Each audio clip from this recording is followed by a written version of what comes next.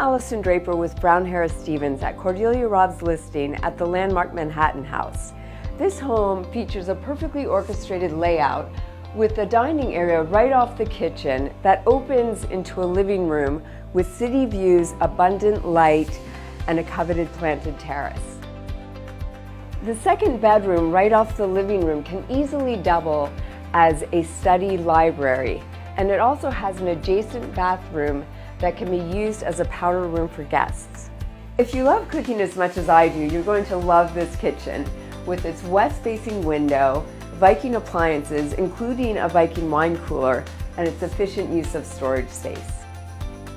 This spacious primary suite boasts a setback window for privacy and beautiful light, providing the perfect atmosphere to enjoy a good book. This lovely home also offers a washer-dryer and abundant closet space throughout.